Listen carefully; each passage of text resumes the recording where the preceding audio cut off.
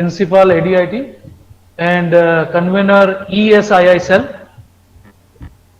Mr. Arnab Chakrabortty, Social Entrepreneur, Ms. Vedika Jaiswal, Dr. Yashwant Patel, Co-Convener ESII Cell, Principals of CVMU Constituent Colleges, Head of the Departments, my fellow teachers, and dear young innovators. On behalf of Charutar Vidya Mandal University's Entrepreneurship, Startup, Incubation and Innovation Cell, that is ESII Cell, I, Dr. V.C. Pandya, welcome you all for a webinar on youth entrepreneurship. This online webinar is organized by SSIP Cell of A.D. Patel Institute of Technology, a constituent college of CVM University, Vallabh Vidyanagar. Charutar Vidya Mandal University has 20 constituent colleges with around 10,000 students and more than 400 faculty members. This event is possible with the blessings from Engineer Sri Bhikhubhai B. Patel, President of CVM University, and with constant motivation and support from Dr. Vishal Singh, Convener of ESII Cell. Hereby, I invite Dr. Vishal Singh to say a few words about ESII Cell of CVM University. Principal sir, please. A very good morning to one and all. Arnab, it's good to see you. My fellow principals, faculty members, students, innovators, entrepreneurs, it is a privilege for me to welcome you all. CVM University has formed a special cell called SE Cell in order to promote the culture of startups, entrepreneurship, innovation amongst the stakeholders of CVM University. The cell is supported by a Fab Lab incubation center which can house, to start with, 100 seats. We have full-fledged workshop, internet facilities, office space available in order to encourage our students, stakeholders for startups and entrepreneurship. I hope everyone within the system and connected to the system will take benefit of the facilities that are being offered by CVM University under the blessings of President CVM University, Engineer Shri Bhikhubhai Patel sir. I hope programs like this and with support of people like Arnab, we would go a long way to create an ecosystem whereby we can encourage our stakeholders to become Atmanirbhar on the lines of what is being promoted by our beloved Prime Minister, Mr. Narendra Modi. So, extending the national vision, we would take this initiative forward. I wish all of you would participate well and learn from this initiative, and this association shall go on and build upon further to give fruitful results to everyone within the society. Thank you. Dhirenji, please. Thank you very much, sir. Now let me introduce today's speaker, Mr. Arnab Chakrabortty. Mr. Arnab Chakrabortty is an investment banker turned social entrepreneur. He has a master's degree in international business from the University of Delhi and has a bachelor's degree in physics from Presidency College, Kolkata.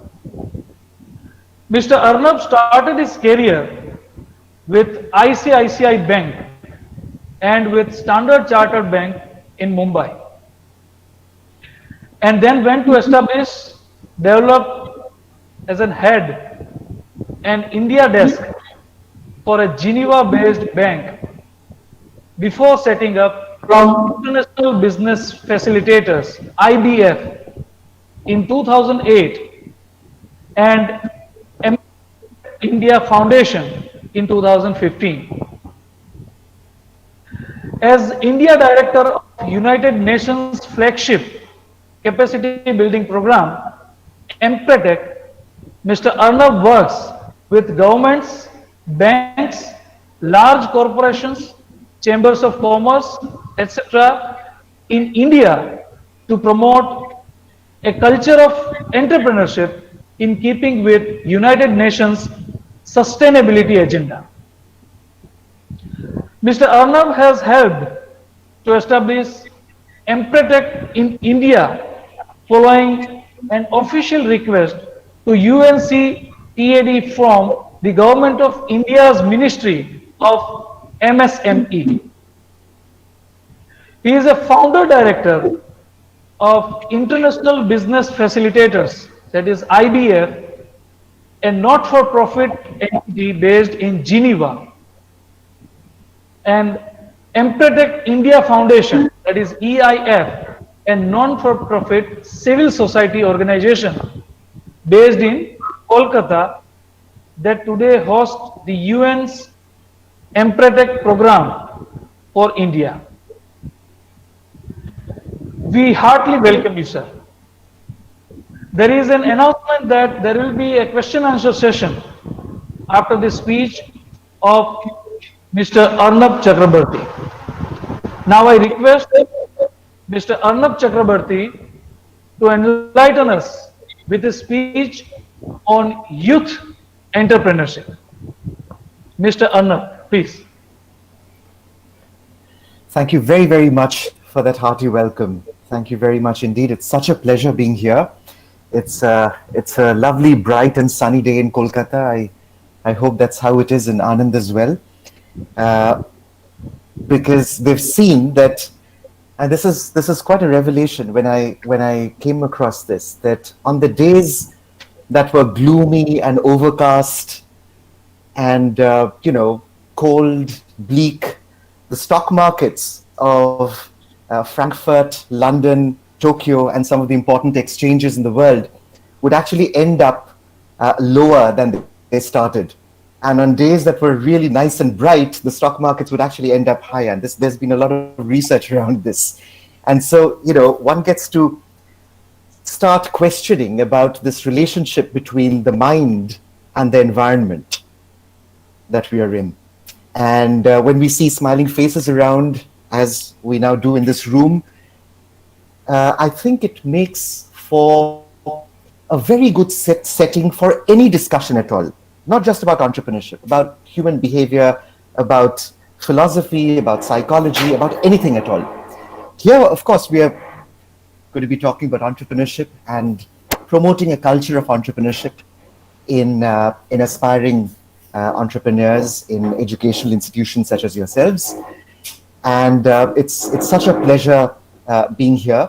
I'd like to make this a little interactive. So I'm not really going to, I don't have a prepared speech. I'm going to tell you a little about what the United Nations has been doing in the developing world with respect to promoting entrepreneurship as a way out of poverty. And I'd like you to, especially the young aspiring entrepreneurs here, to ask questions, to put out questions, not necessarily ask questions, because not all questions can be answered. But it's important to put out the questions. It's important to put out the observations. So the first thing I'm going to reflect on is what Vishalji mentioned a little earlier about Atmanirbhar. He mentioned this in his opening comments. And Atmanirbharta coming from a reliance on self. Now, at Empretec, which is really for the developing world, the concept of Atmanirbharta is not necessarily limited to self. It's about reliance on a community. It's not just about the self, it's about a community. So how do we now work on a community? How do we build an ecosystem, especially for faculty, for stakeholders in educational institutions as yourselves? The idea would be to help promote a culture of trust and competencies. So we've seen that any relationship at all, is really based on a combination of trust and competencies. A trust is about opening up, it's about asking, and competencies is a combination of two things. And we've seen this in entrepreneurial ecosystems, the world around. It's about skills and behaviors. Now, skills by itself do not comprise competencies. Now, when you look at a person and you think that the person is competent, it's not just about the skills that the person possesses. It's also about the behavioral traits that the person demonstrates, isn't it? I mean, think of successful people in entrepreneurship, in leadership, in corporate governance, in the world of politics, anywhere. We've seen that success really comes potentially more from demonstrated behaviors than from the skills that one possesses. Because as an entrepreneur, one can actually bring in the skills that one needs. If you're an entrepreneur, if you like to hire a skilled person, you could do that. You can connect the dots. The specialty of an entrepreneur is able to understand what is it that the consumer needs, the customer needs, who the stakeholders are, and treats the stakeholders really well, and builds a climate of trust and confidence in himself, in the ecosystem that he or she develops. So Atmanirbharta, again, in the context of entrepreneurship, could be about persuasion and networking, could be about independence and self-confidence, could be about some of what we call the power cluster behaviors. But independence and self-confidence doesn't just come from developing a sense of reliance on oneself. It comes from a host of behaviors. And let me tell you a little about the behaviors that we've seen in the UN program. And I've been associated with this program for about 12 years now. And we've seen this in most of the developing world. The program is currently in 50 countries. There are 500,000 graduates of the program today.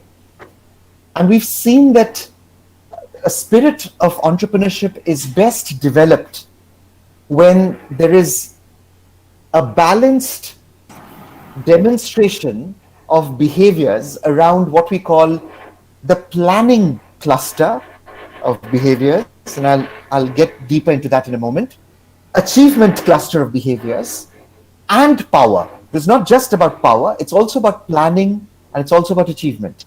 So let's look at the planning cluster of behaviors. Shall we, Vedika? Can we talk about could we talk about the planning cluster of behaviors? Absolutely. Could we just lay them out? Okay, all right. So one of the formative behaviors of entrepreneurial thinking.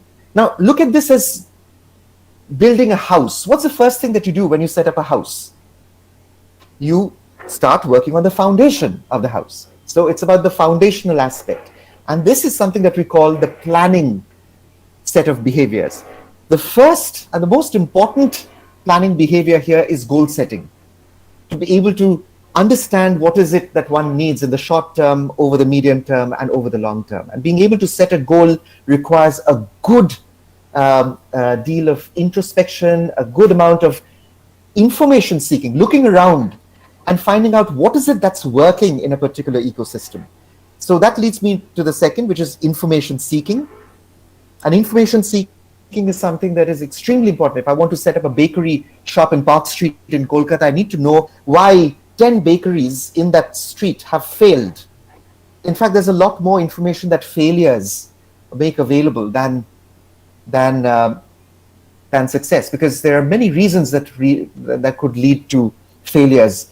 There's often a few very special reasons that could lead to success, and if you follow those reasons that could lead to that have led to success in a particular enterprise, then chances are you could fall for an outcome bias, because causality is not very well understood in entrepreneurship. Entrepreneurship is not really something that can be taught.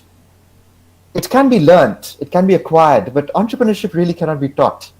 So it has to be imbibed. It's a subject matter of inspiration. So if you go to the United Nations, if you look at the entrepreneurship program of the UN, the Empretec program, the byline is inspiring entrepreneurship, not motivating people to become entrepreneurs, but inspiring people to go on to become entrepreneurs. And there's a big difference between inspiration and motivation. We'll get to that in a bit. So let me continue. All right. So I'll give you a little bit of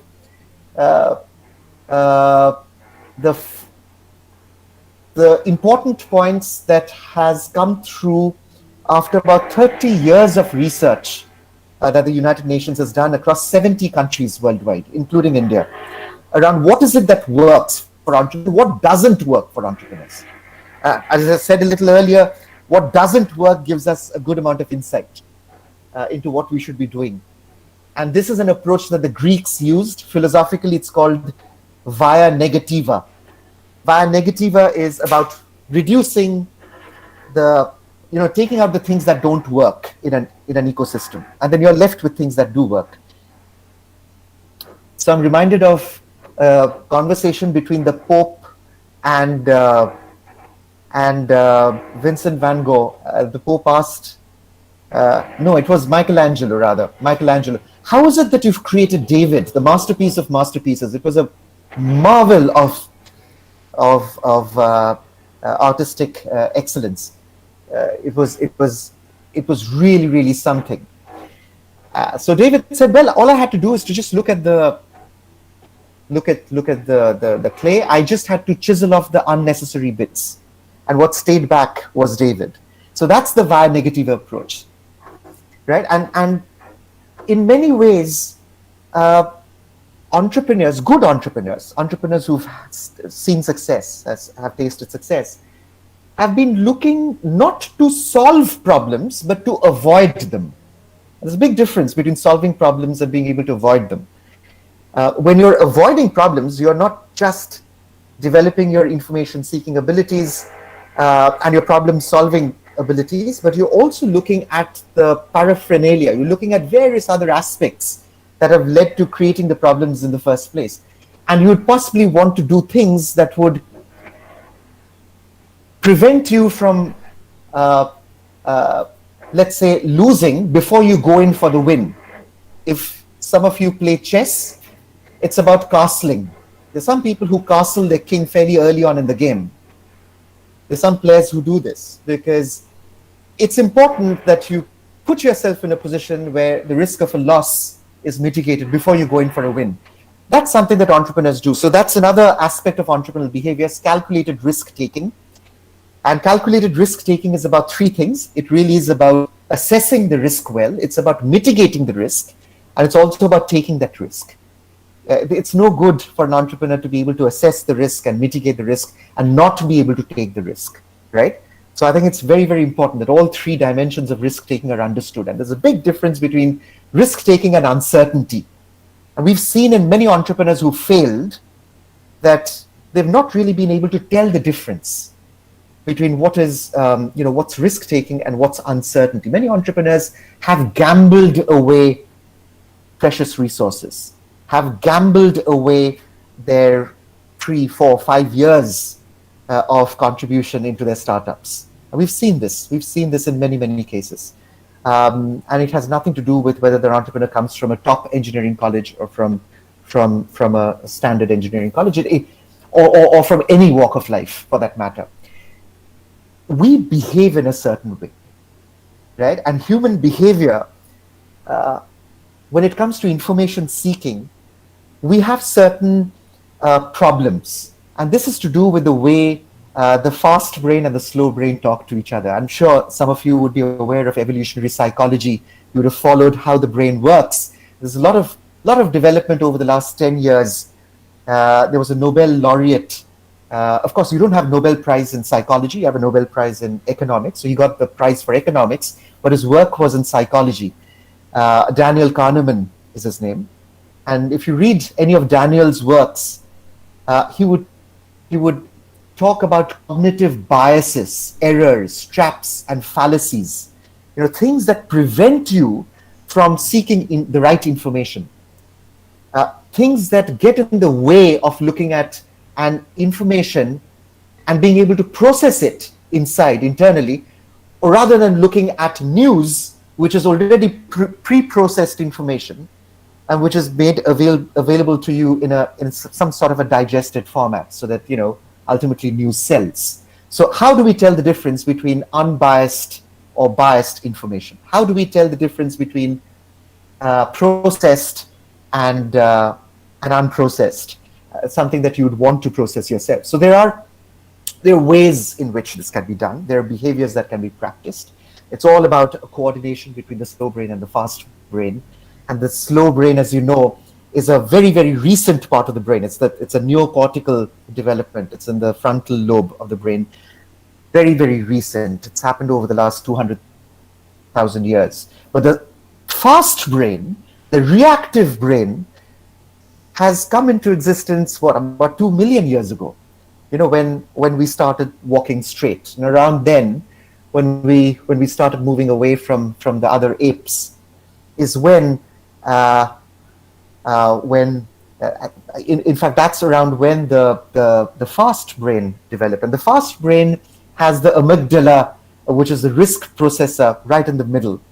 And what it really does is it's a fight versus flight sort of a decision making that it does. It doesn't get into the finer points of decision making. So as an entrepreneur, if you're talking to a customer, and if you look at a customer, you decide whether the customer is going to buy from you now, or is it going to buy from you over a period of time? And you think, okay, I think it's important that he makes a purchase right now. And so you will do everything in your power to make that sale right now.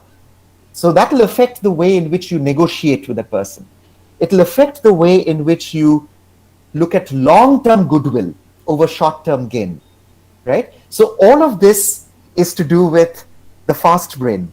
So the fast brain takes decisions when actually most of the decision-making, quality decision-making for an entrepreneur should be made from the slow brain. So the fast brain takes decisions without consulting the slow brain. And there's a lot of problems that happens as a result of this. Okay, so information seeking is one good way to understand. Of course, there are biases around the contrast effect. How do you kill a frog? You put a frog in a beaker of lukewarm water or cold water, and then you very slowly, gently turn up the temperature, right? So the frog, as the temperature rises, the frog understands it's getting warm, it's nice, maybe it's a nice sauna bath. So the frog is enjoying itself. A little later, the frog continues to enjoy itself, and a little later, the frog starts losing sensations.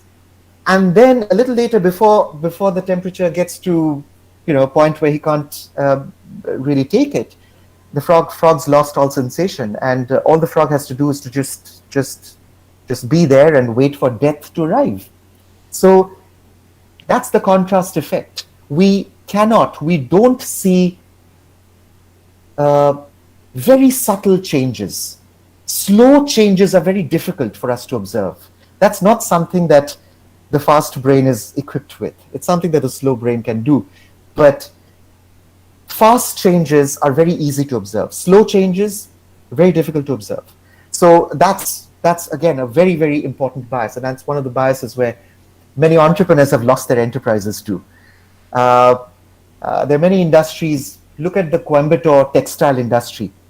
When the Chinese started making inroads in the textile industry in India with the value for money textile products, you actually saw that there were these generational entrepreneurs. Over generations, they've been creating their enterprise.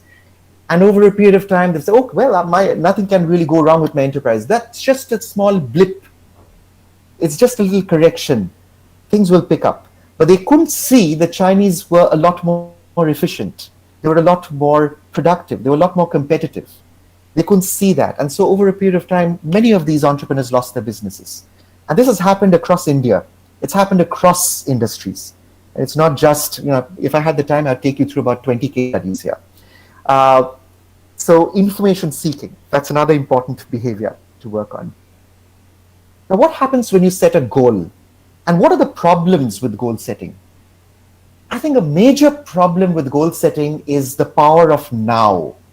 The power of now. Again, being able to see something that we can immediately see before our eyes. And our goals, therefore, are set on the basis of something that we can actually see over the next 6 months, 1 year, maybe 2 years, right? How many of us have 30-year goals? How many of us have, if we think deeply, can come up with even a 10-year agenda for our life? How many of us have a goal that is connected very deep into our raison d'etre, a reason for existence? You would have heard this term called ikigai. This place in Okinawa off Japan, where people live to over 100 years old. And when the researchers went down and found out how is it that they live for so long, they found it's all to do with goal setting. It's to do with the fact that the goals are structured in such a way, and from very early on in life, that they meet 4 conditions. The first is doing what I love, not doing what my parents love or what my teachers want me to love, but doing what I love, right? And that's the difference between a backbencher and a front bencher. We'll get to that in a little bit. I hope I don't offend anyone here, but I'm just giving you facts, and I'm just giving you things that I've learned from my last 12 years of being in the entrepreneurial ecosystem in the country and being with the UN program. So the first thing, doing what you love. The second would be doing something what you're good at. If you're not good at it and you love it, then there's a problem. It's like, I want to be a great singer in Bollywood, but I end up there. I'm not good at singing. I'm not good at playback singing, but I'm really passionate about it. I really love it. I want to do this. I want to make it happen. So what happens is I'm going to end up frustrated because people are going to tell me on the face. And they don't tell me on the face, they'll tell me off my face, which is even worse, right? So that's those 2 conditions for being in love with what you're good at, and again with what you really love. So being able to love, doing something that you're good at. Also, another two set of conditions, and this is even more important today than it was before. The third being, what is it that the world needs? What the world needs, okay, is important. Because if the world doesn't need shark fin soup, then I can be the best fisherman in town. I can go out trawl and kill 1 million sharks in my lifetime. I can hack off their fins and take the fins onto my boat and then leave the rest of the body to die in the oceans. I could do that. I could have a beedi factory. I could have I don't know. I mean, in many places I've seen ITC, for example, is a company that makes a lot of revenue from selling cigarettes. So there was a lawyer I know, or I used to know at ITC, who used to make a lot of money at ITC by fighting cases on behalf of ITC with people who have lost their loved ones, right? Lost their loved ones to smoking. So this person, this lawyer, he was a great lawyer. He was lovely. He was very good at it, and he loved what he did. Okay, but he fought cases for ITC, and he got a lot of money for fighting those cases because these were, these were against punitive damages and sort of from secondary smoking and things like that. And so he ended up making 10 houses. He had flats. He had a lot of money. He had more money than he could take with him when he left. So when he was on his deathbed, he was actually fighting cancer. Right? And he was telling me, he held my hand, like we're related in a distant way. So he just held my hand and he said, Arnab, will they forgive me when I get up there and meet my maker? When I meet my maker, will my maker forgive me for what I've done? So it's very, very important to know what is it that the world needs. That's important. And the fourth component of goal setting or long-term goal setting would be, are you making money out of it? Is the world paying you for it? Do you think you can actually make money out of it? Because if you don't, then again, you will be frustrated. One would be frustrated, because if let's say I'm a social entrepreneur, I used to be an investment banker. I used to make a lot of money. A Swiss banker usually makes a lot of money. So from there, I came over to Kolkata. I'm now doing what the world needs, what I love. I wasn't really doing what I loved in my previous avatar. Now I'm doing what I really love. I'm good at it. I think I'm good at it. I am also making a decent amount of money from it. And the world needs this, as is evidenced from this discussion that we're having today. The world needs this. So once these four things come together, it becomes a lot easier to set one's goals.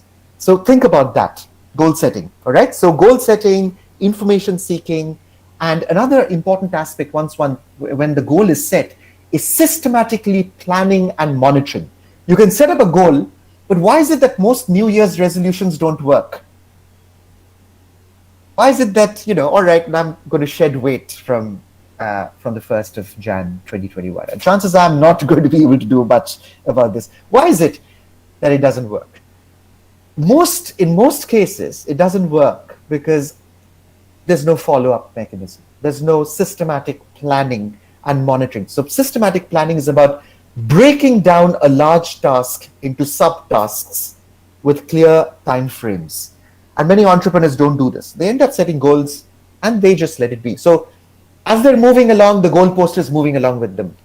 So I'll do it in a year. And then 5 months later, I'll do it in a year. So your goalpost keeps moving. So that's very important, especially for startup entrepreneurs or early stage entrepreneurs. So that's your planning cluster of behaviors. Okay, all of that is under the ground.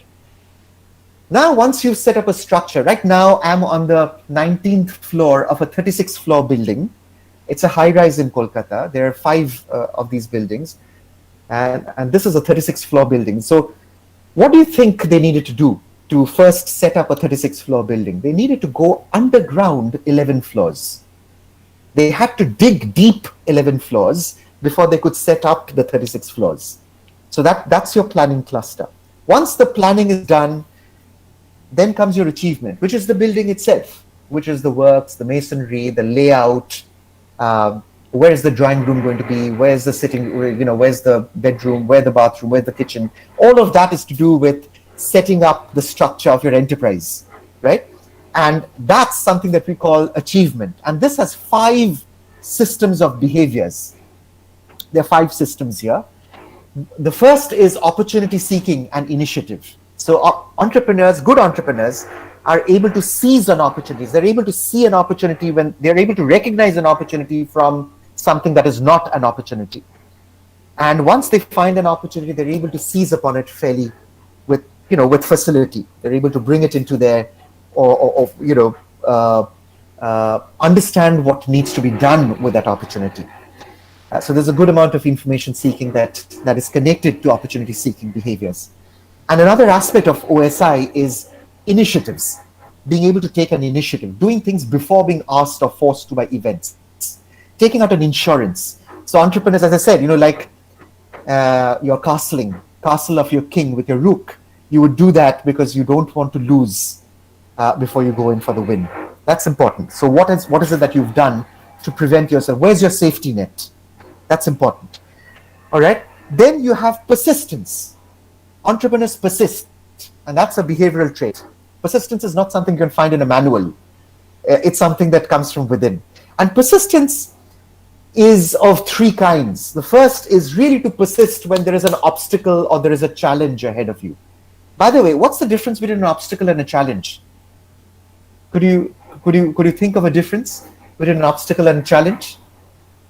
Just think about it for a minute. I'd like this to be interactive. I don't want this to be just a one-sided conversation. Is it all right if I encourage some of you to write down what you think in a chat box or talk? Just unmute yourself and talk. So challenge and obstacle, right? These are 2 very different things. A challenge is internal. An obstacle is external. It's a very, very big difference. So let's say I'm about 46 years old. I want to get on top of Mount Everest, and I haven't been working out at the gym. I don't have much stamina. So the challenge is to tell myself and to convince myself that despite my ill health, I'll be able to get on top of Everest in 2 years, right? In keeping with my goal. Now, that's the challenge. That's overcoming a challenge. Overcoming the obstacle is getting the 10 lakh of rupees that's needed for this. Getting a good Sherpa to take, who would accompany with me in the beyond the base camp. Getting a good coach, going across to Darjeeling and training at the Himalayan Institute for 6 months. All of those are obstacles. You know that you have to go through some of those to be able to get yourself primed. But the challenge is much deeper, internal, right? So persistence is about overcoming both challenges and obstacles. For most people, okay, I'll persist. I know persistence is about hitting your head on a wall. That's not what persistence is. And in fact, persistence is also about stepping back and finding another way. When water in a river finds a rock, what does it do? It just goes around it. Just goes around it, right? It doesn't really have to go through it because it can't immediately. Of course, Grand Canyon doesn't happen in a day. So what you're doing is you're basically separating a challenge from an obstacle and working on them differently. That's a hallmark of being persistent. And another aspect of persistence is responsibility. Being able to really take responsibility. You'd see any person who persists, and behind that person, you'd find that the person is truly responsible for the work that has been taken up. So that's persistence. So we can get into detail, but I'm just keeping this. I'm keeping it short. Of course, we have workshops, and in workshops we can discuss this threadbare. Then fulfilling commitments is another aspect of entrepreneurship. That's another floor of the building. Fulfilling commitments. My word is my bond. When I commit to someone, I ensure that I follow up on my commitment, no matter the personal sacrifice, right? And that's important for an entrepreneur, to be able to stay true to what you've committed. And commitment to who? The first aspect of commitment is to oneself, not to the others, to oneself. It's commitment to one's ikigai, commitment to one's goals. If I've set up goals, I'd like to be able to commit to my goals. That's a very, very important aspect of commitment. Then, of course, you're committed to your stakeholders, your customers, your employees, people who make your business happen. So all of that is part of commitment. Then, of course, there's a demand for efficiency and quality. You mentioned, Vishalji, you mentioned early on, again in your opening notes, about innovation. Important. I think you addressed young people in this program as innovators, young innovators. Is that right? So innovation is about making things happen which are better, faster, and cheaper, but at the same time. At the same time. And there's a very, very important reason that it's important to get a little deeper into this. Better and faster is not necessarily cheaper. Faster and cheaper is not necessarily better. Cheaper and better is not necessarily faster. So how do you make all three happen at the same time is the moot question. How do you get things better, faster, and cheaper at the same time? That is the mark of a true innovator, right? It's not about a person who's just doing things better and faster, because things obviously will not be cheaper. So that's about innovation. So we see a lot of innovation. We see a lot of innovation that works, and many, many more innovators that don't work. Many innovators fail. If you go to the National Research Development, NRDC, National Research Development Corporation, they have their head office in Greater Kailash in Delhi, you'll see that there are files of patents there. There are millions of lakhs of patents there that are gathering dust. So all these patents have been filed and no one has commercially exploited them. No one has taken it back into the businesses to run. So they're all just lying there. There have been lots of scientists who've put out their patents. They're all there. अच्छा से सजाया हुआ है उस institute में, और कुछ commercial लाभ नहीं हो पाया, सोसाइटी का कुछ लाभ नहीं हो पाया. So why does this happen? This happens because the innovator has not been thinking about better, faster, and cheaper at the same time. At the same time. That's key. Right? Okay. All right. Let's move on. So that's about demand for efficiency and quality. Another aspect of demand for efficiency and quality is about being able to set benchmarks. Where are your benchmarks? As an innovator, where are your benchmarks? Are you, as an institute, is your benchmark against a top university from Israel, or is it from another? Is your competition another institute in Rajasthan or somewhere else, which has not been doing a lot of innovation? Who's your benchmark? Is your benchmark Israel, or is your benchmark another, maybe an university in Northeast India, which is not really creating innovators, right? So where are your benchmarks? Even as an entrepreneur, where are my benchmarks? Who am I benchmarking, right, as an entrepreneur? All right, so that's important. So another aspect of innovation or demand for efficiency and quality is about development of processes. Once I've got my benchmarks, once I know that I'm going to be able to innovate, once I have the processes, all of that set up, it's very important to institutionalize those processes. And some of these processes are external. They're about how things work in my enterprise. Some of these processes are internal. It's about habit formation. I know that I'm not very persistent. So how do I build on my persistence? How do I get my fast brain to talk to each other so that behavior becomes habit over a period of time, and habit becomes character over a period of time? And this character then rubs off on the character of the enterprise that I'm working with. How do I do that? So how many people are really interested in habit formation? Very few. Everyone's looking at the shortcut. What can I do in 2 years? What can I do in 1 year? What can I do in 6 months? No one's really thinking. Very few people. There are people who do. That is why, on average, year on year increase in revenue, 3% of entrepreneurs survive. 97% of entrepreneurs fail. 97. Okay. I'm sorry. You can leave the meeting if you have to. There's no problem. But this is a sobering statistic, and this is not something that I'm picking up. You can look up the Forbes. You can look up any research on entrepreneurial survival rate, and you'll actually see these very, very sobering statistics. So what is it that makes entrepreneurs survive? Let's go beyond. Let's look at some other behaviors. I mentioned calculated risk taking at the onset. I broke it into 3 parts: assessment of risk, mitigation of risk, and taking that risk. And taking that risk is something that is to do with Atmanirbharta, that is to do with your independence and self-confidence, that is to do with your ability to persuade and network with people, being able to convince people, being able to invite people to try your product or try your service, right? So I don't think I'm going to go on and on. I'm just going to leave you at this. I think I've spoken enough. These are some of the behaviors that the UN has researched across 70 countries, and the Empretec program with its 500,000 entrepreneurs. And one of the reasons why our survival rate is about 96, 97% rather than the 3% is because we practice these behaviors. So there is a gym where I'd like to encourage you to look at ways in which you can set up your own gym. You don't have to really get involved with Empretec. In fact, you can also look up a lot of our resources online.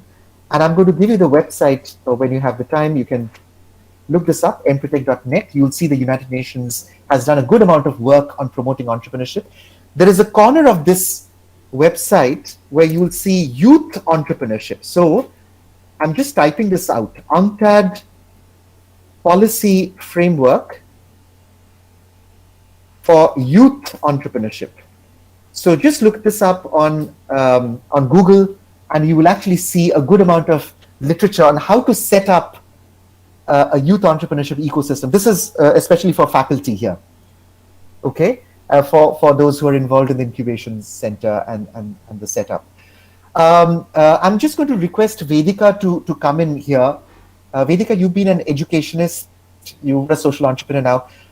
What are the problems you think with youth entrepreneurs? Where are the main problems? Where are the major problems? What is it that why is it that youth entrepreneurs, as you see it, being a youth entrepreneur yourself, why are they unable to connect with senior entrepreneurs or with entrepreneurial ecosystems in a way that we would want them to? So, in my experience and with talking to people, I've realized that there's a sort of disconnect in the way our environment has been growing. So, the entrepreneurs before had a very different environment and very different problems to deal with. But newer challenges and newer opportunities are bringing up newer problems which people are yet to figure out ways. So there are times when the inspiration and the knowledge is coming from the kind of entrepreneurs that may not be as applicable today. So we need that innovation in even terms of imparting the skills, the trainings, the competencies, etc. So do you think it's going to help if youth entrepreneurs of early stage entrepreneurs, for example, are encouraged to do their internships in industry, able to go across to industry and maybe work on a problem or maybe work on an opportunity in a business, a real business, rather than in an incubation system? They go out and do something in the business, and then they come back and work on their product in the incubation system with the facilities that the incubation system makes available. Do you think that makes sense? It does, because in the real world, the problems that one is facing, it's very different from the incubation, because there we have a one-track mind that we have to develop this product. But when we go to the industry, we see what are these products available. Is my product going to really fit in there? Is there a need for that product in the first place? So all of these are only going to come with exposure, and exposure is really outside the classroom rather than inside. Fantastic, absolutely. With this, Viranchiji, Vishalji, I'm going to pass it back to you. I'm happy to take any questions that our friends might have today, including yourselves. I hope this was useful, and we're standing by for any questions that you may have, please. Yes, it was very wonderful. Thank you very much, sir. I think now the questions, if anybody is there, then they can write in chat box or they can unmute and they can ask. Please, we have about 227 people, it shows. So I'm sure there are quite a few people here with questions.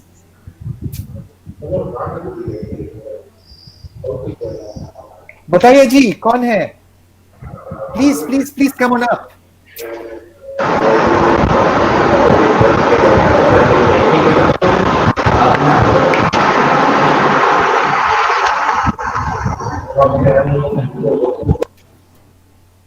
Is there anyone here who has faced some challenges while setting up an enterprise? Any kind of a challenge? And we were talking about backbenchers versus frontbenchers. Now let's make it a little light. Let's have a little light conversation here, okay? So I've been a backbencher for most of my academics, not just in school but also in college. And when I look around and I see successful entrepreneurs around, well, I've not really been it's not fair to say I've been a backbencher all through. I started out being a backbencher, but then I gradually moved towards the front of the class as we started moving up. But if I look around me, I see that successful entrepreneurs seem to be from the backbenches. Now, why do you think that happens? Why is there could there be a relationship between where an entrepreneur or an aspiring entrepreneur sits in a class and how successful the person is going to be going forward? Viranchiji, what do you think?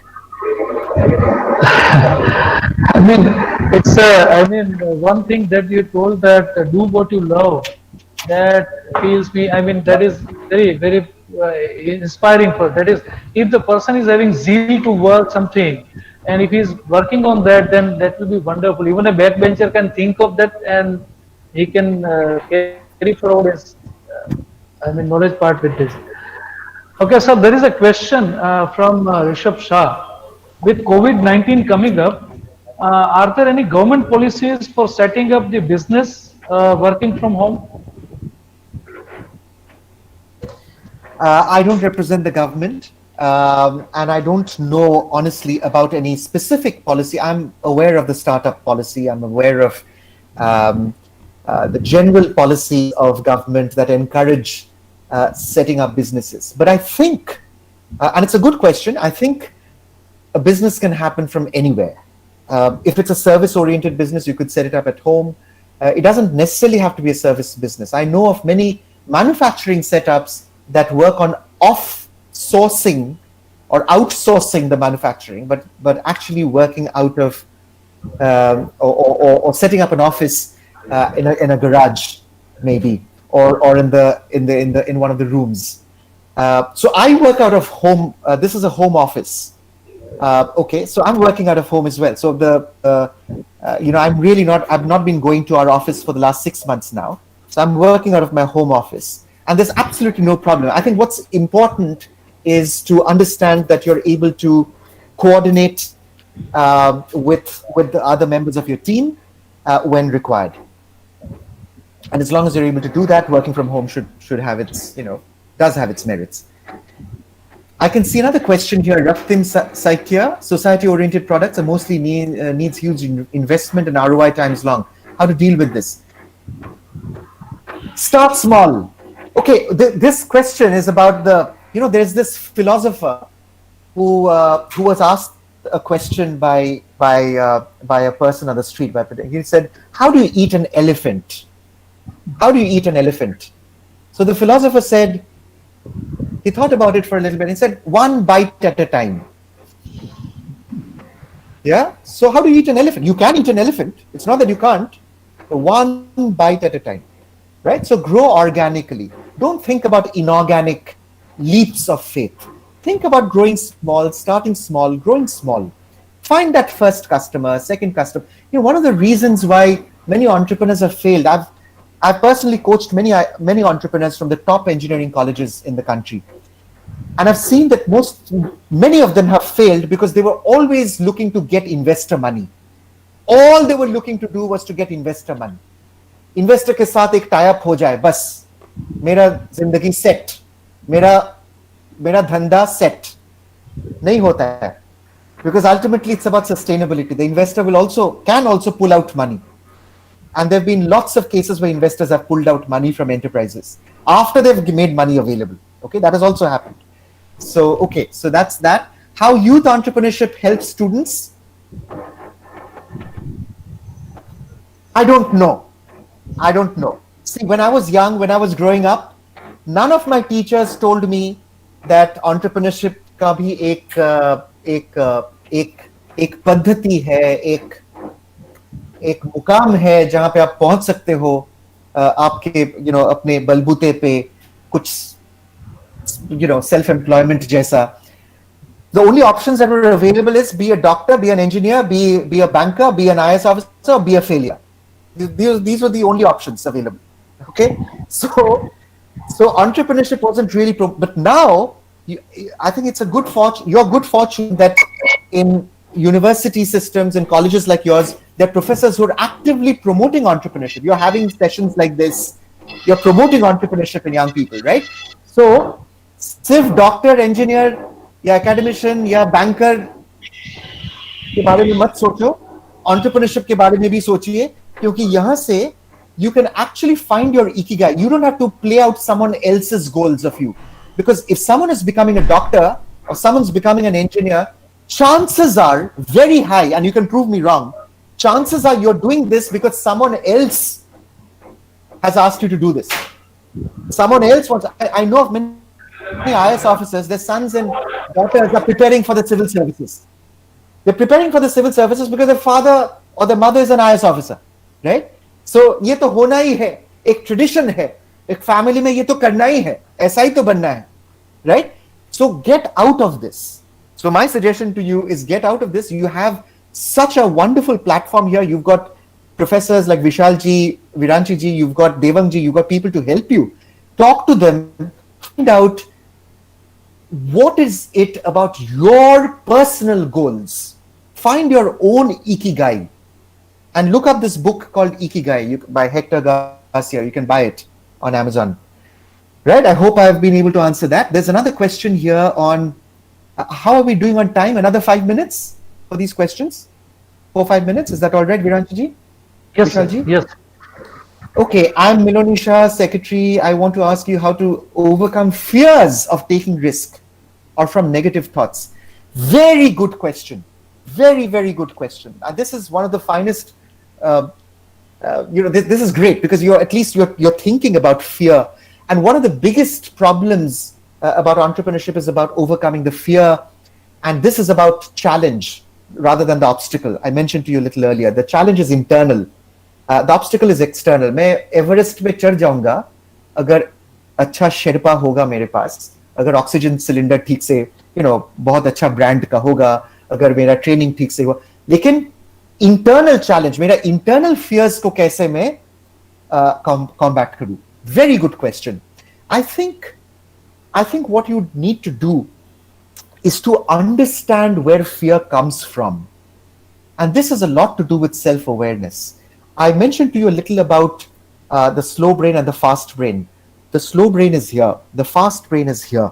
Okay, it's the point where the spinal cord meets the spine meets the cranial system, the brain system, right?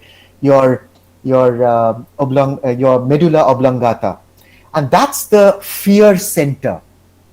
That is the risk-taking center also.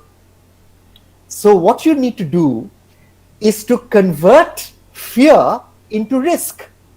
All you have to do is to say fear comes from uncertainty.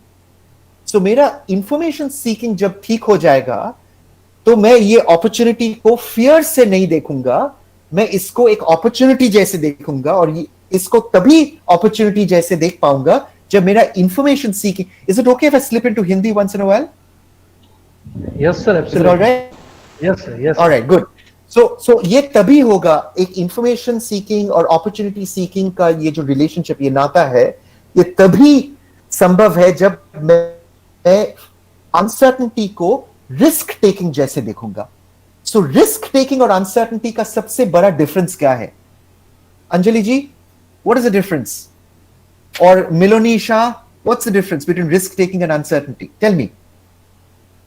Risk taking and uncertainty में सबसे बड़ा difference क्या है? What, you might want to just put it out here as a note.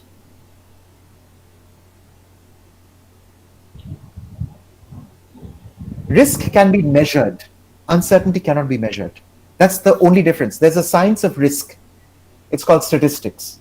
When you get deeper, you understand with a degree of confidence, 97% confidence intervals. You can draw up those confidence intervals for your business, for your production, for what you're doing. Right? But you can't do that with uncertainty. And therefore, all these behaviors, I mentioned to you about the planning behaviors, which is under the ground, the achievement behaviors, which is on top of the ground, and on top of the building, there is a flag. That's your power flag. The power flag is about your independence and self-confidence. It's about persuasion and networking. So, एक building में आपका foundation चाहिए, building का बुनियाद जो है, then you have your building itself, और उसके ऊपर flag भी चाहिए जिसमें आपका नाम होगा, और इन तीनों में एक balance चाहिए. अगर balance नहीं है, अगर flag बहुत बड़ा हो गया, flag 50 मंजिल का है और मेरा building सिर्फ 3 मंजिल का है, तब problem है. Then there's a problem. मेरा foundation अगर 2 मंजिल का है और मेरा building अगर 50 मंजिल का है, तब भी problem है. So इन तीनों sets of behaviors में आप practice करते रहिए, and I'm sure you'll be absolutely stellar entrepreneurs. You'll be doing very, very well in your entrepreneurial journeys. Viranchi ji? Sir, I think there is one more question from one student. So I think this may be the last. After that, we may. Sure. Sure.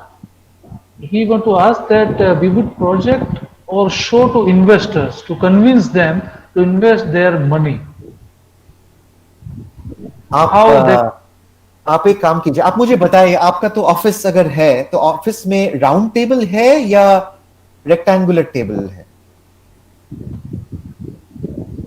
Round table या rectangular table? आपका startup में round table है या rectangular table?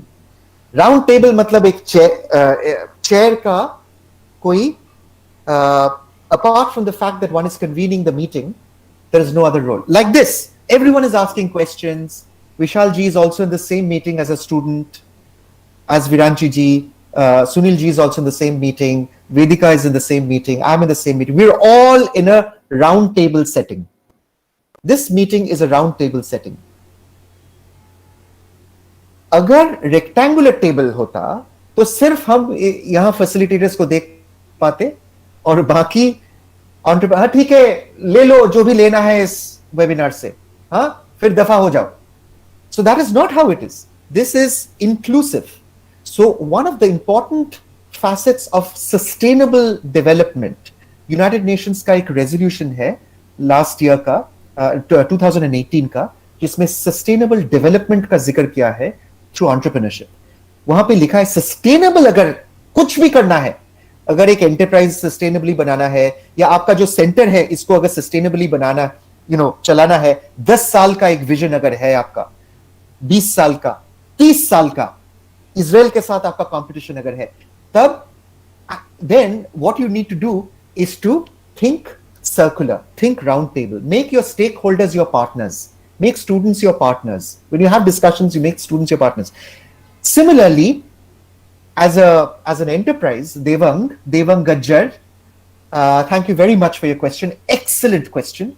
What you would want to do is bring them over to your side. एक investor का hat पहनो, आप सिर्फ एक रोल चेंज कर लो, बस एक दिन के लिए आप इन्वेस्टर बन जाओ और आप इन्वेस्टर को आपका एंटरप्राइज का फाउंडर बना दो. देखोगे सब आंसर आपका आ जाएगा. You will see that you will get the answers. So when you have a discussion, when you change sides, when you immediately change sides, all of this comes out in the open. Trust, as I said, bunyad of a relationship is trust and competencies. I mentioned this at the very, very beginning. अगर आप investor के साथ एक climate of trust और competencies, ये दोनों के ऊपर आप focus अगर नहीं करते हो, then there's a problem. I hope I've been able to, just cast yes, a sir. little bit of. Yes, sir. Yeah. Thank you, Devang. God bless. Sir, I want to ask that in my family, I am basically Gujarati, so we have a big business of stone mining. So always my father and my elders tell us that we should have money of your own in the business. We should not go for an investor because at the end they will be a harmful thing for us. So what should I do? Not necessarily. All investors are harmful. But I think your father comes from I think your father is a very wise man. When he tells you कि खुद अपना पैसा लगाओ, for two reasons. The best money that you can get in any business is not your money, it's the customer's money. Okay, understand this. It's the customer's money. अगर वो customer का पैसा नहीं है आपका बिजनेस में, तब का बिजनेस नहीं है, बिजनेस होगा ही नहीं. तो खुद का पैसा लगा सकते हो, थोड़ा सा पैसा लगाओ. आप गुजराती हो, मैं बंगाली हूं, ये गुजराती बंगाली का सवाल नहीं है. सवाल ये है कि रिस्क टेकिंग में कैसे दिख रहा हूं, रिस्क टेकिंग का एबिलिटी कितना है, मेरा सेफ्टी नेट कहां है. एक राजा का धन भी जा सकता है. Okay, money is money. So what you need to do is pay attention to investing a little bit of money, setting up a business, but pay attention to the client's money. अगर client आपको पैसा दे रहा है for your services, for your products, for whatever you're doing, then you're on the right track, my friend. नहीं तो सिर्फ एक दो, ऐसा भी होता है कुछ एक दो, I don't want to take names, okay? So I've been mentoring quite a few institutions. They've been saying is एक इन्वेस्टर ला दो अंकटैड वर्ल्ड इन्वेस्टमेंट फोरम से, इन्वेस्टर ला दो. हमारे बहुत सारी कंपनीज है. कंपनीज के साथ जब बात करता हूं, कंपनीज का कौन खरीदा आपका प्रोडक्ट, आप एक शैम्पू अगर बनाते हो, किसने खरीदा ये शैम्पू? हाँ, पापा जी ने खरीदा, मम्मी ने खरीदा, भाई ने खरीदा, बहन ने खरीदा, कुछ फ्रेंड्स खरीदे। इससे कस्टमर बेस नहीं बनता। आप दिखाओ एक कस्टमर जिसने आपका प्रोडक्ट खरीदा है, जो आपसे आपका रिलेटिव नहीं है। So if that has happened, then okay, then chances are you're in business. अगर ऐसा एक बिजनेस है तो अपना पैसा डालो उसमें, and you get chances are you'll get a very good return on investment because your risk taking is that much more sound. So practice all these behaviors. You don't have to come to Empretec workshop for this. You can just look up these behaviors. I'll share this set of behaviors with you. विरांशी जी, एक entrepreneurs guide है जो United Nations ने बनाया है, एक entrepreneurs guide. ये guide मैं आपको, I don't think I can share it now, but I'll just write this down, okay? It's called the UNCTAD, the Empretec Entrepreneurs Guide. इसमें ये सारे behaviors का जिक्र किया है, all the behaviors are listed here. ये एक वर्कबुक जैसा है, तो जैसे जैसे आप अपना बिजनेस बढ़ा रहे हो, इस वर्कबुक को आप यूज कर सकते हो। So you can look this up on the Google and you can take a printout. It's about 80-90 pages. एक और अहम बात, एक बिजनेस प्लान चाहिए आपका, तगड़ा बिजनेस प्लान होना है। तो इसके लिए एक UNCTAD का, यूनाइटेड नेशंस का एक सपोर्ट है, इसमें UNCTAD how to prepare your business plan. ये एक डॉक्यूमेंट आपको आप गूगल अगर करोगे, मैं चैट बॉक्स में लिख रहा हूं, आपको बिजनेस प्लान मिल जाएगा। This is a 225 page plan. 10 साल लगा इस डॉक्यूमेंट को बनाने में। It's taken 10 years to make this document, okay? So it's a lot of information that you'll get. If you actually follow this plan, chances are various aspects of your business, आप इसमें ये checklists हैं, बहुत सारी information है, इसमें जाके आप थोड़ा सा रिसर्च कर सकते हैं। Okay Okay. Alright Viranshi ji, Thank you very much, sir. Thank you very much, sir. Vishal sir. God bless. It was really enlightening for us, our stakeholders, and as you mentioned, this is what we are trying to change. That we are trying to encourage unconstrained liberal thoughts in our university, so that in time to come we are able to produce free thinkers, which in turn will create opportunities for startups and then entrepreneurship. So thanks a lot. Thank you. It was a very informative speech for our young innovators who are eager to convert their innovative ideas into startups. Now I request Professor Devang Shah to propose one of thing. Thank you, sir.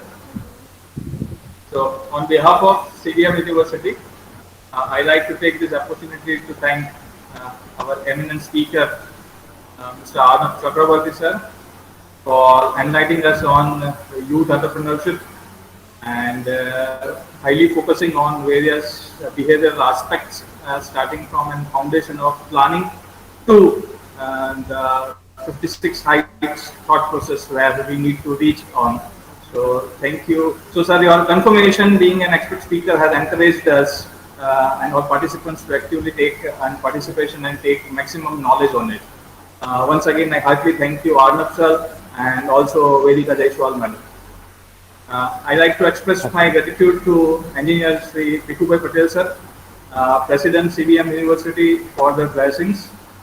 I like to thank Dr. Nataraj sir, Registrar CBM University, and all dignitaries from CBM University. I'd like to thank our beloved principal sir and convener ESII Entrepreneurship and Startup Innovation Cell, Dr. Vishal Singh sir, for the motivation and making this thing possible. Thank you very much, sir. I'd like to thank Cluster Coordinator ESISL, Dr. YD Patel sir, for the motivations and blessings, sir. I'd like to thank all the principals, head of the departments and faculty members of Institute Colleges of CBM University. I'd like to thank technical team of our institution and CVM University for the technical support for making this online streaming. I'd like to thank all faculty participants and also like to thank all my dear students, participants and innovators for their active participation. Once again, I'd like to thank all who directly and indirectly involved and help us making this webinar a grand success. Thank you, everyone. Thank you all. Now hereby we conclude this meeting. Thank you, Arnab sir. Thank you very much.